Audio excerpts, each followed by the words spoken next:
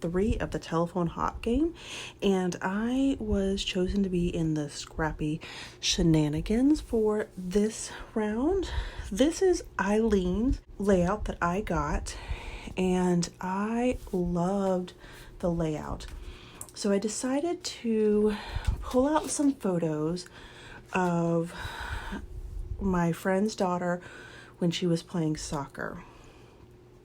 And I wanted to take the one photo of her and kind of highlight it, because in that photo she is definitely spunky and you can see all of her fun coming from her. I don't know any other way to explain that.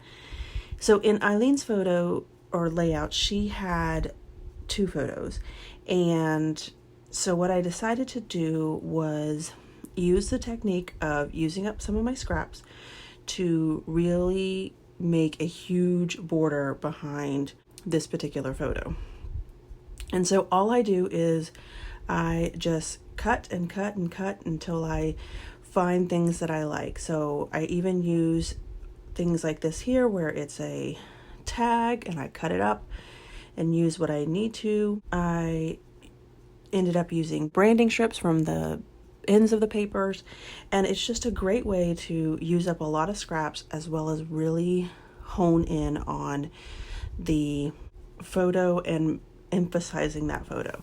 So I even decided to tear that navy paper and stick a piece of pattern paper behind it, and I used the front of the paper pad, the ones where it gives you all of the samples of what's in the paper kit, and that's a great way to get kind of a smaller print, or if you're low on the paper, you can definitely use that as well.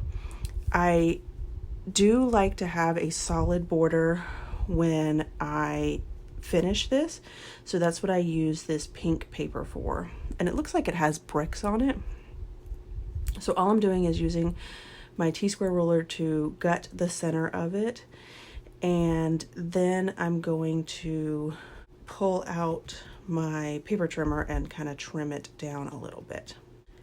I really liked the softness that Eileen had in the layout with that vellum, and I haven't used vellum in so long, but I just love the way that kind of really set that heart paper off that I'm using as the background. And you guys know that I don't tend to use pattern paper as my background. I have been challenging myself to use more colored cardstock, and I've been doing really well with that. Not using my white cardstock, but this was really a challenge for me to use that pattern paper, and I wanted to use pattern paper because Eileen used pattern paper in hers as well. Now hers is more of a subtle pattern and it definitely reads as a solid, but I wanted to kind of challenge myself along with that.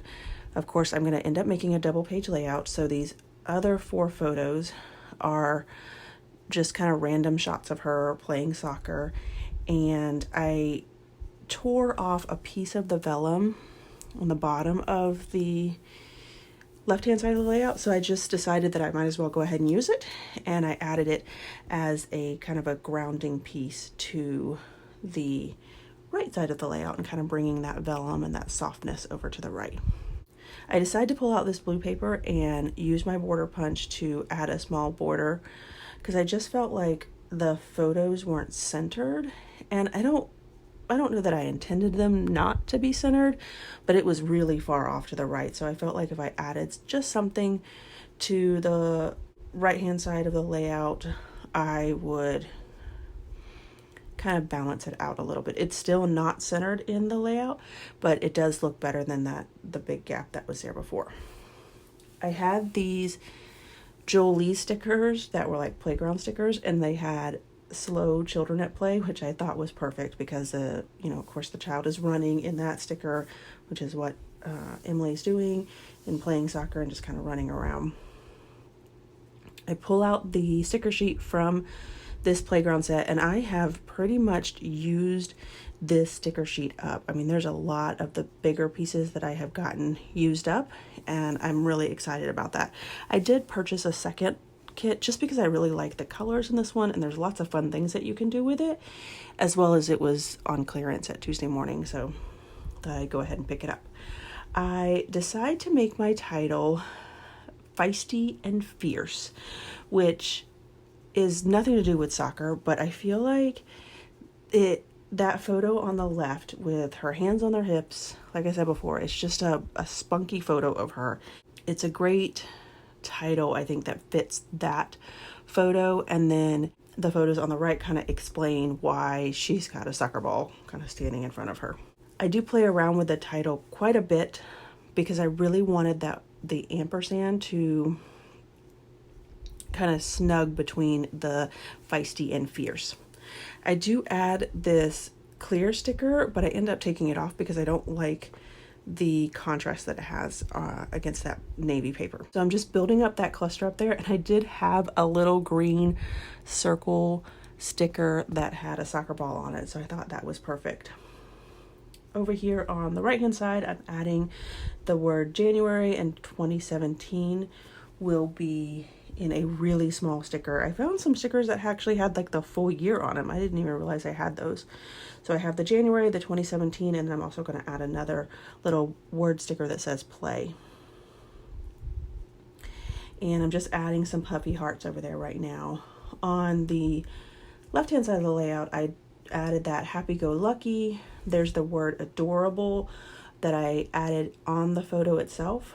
I also had like a very colorful soccer ball. It's like green and pink and yellow, and it really went with the colors from this kit. And then I also added a pink arrow. At the top there, I had a little space that I needed to cover up, and I didn't want to add another piece of pattern paper. So I purposely looked for a phrase sticker to fit there, and it says do what you love, which I think is perfect. So this is where the clear sticker has come up, and now I'm adding a couple other pieces to the different clusters. I found this label sticker from LE Studio that has some pink. It's pink with white hearts on it, and I think that really mimicked the hearts on the background well.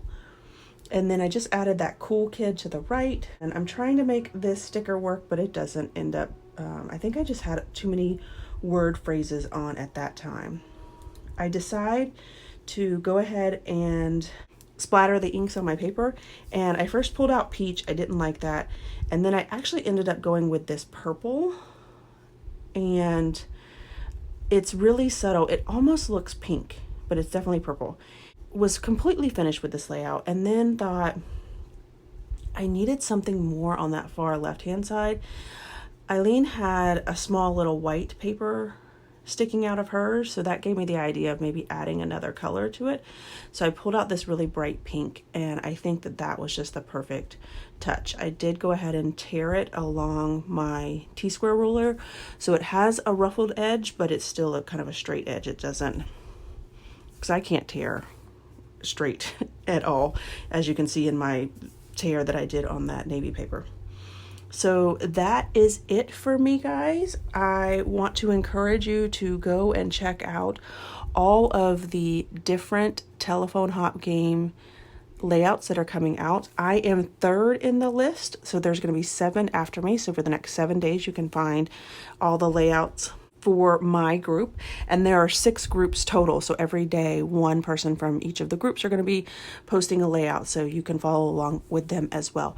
Make sure you also check out the Secret Not Secret Kit Club, because you will find lots of inspiration over there, and Christine does an amazing job with pulling together kits for you if you wanted to subscribe to her kit club.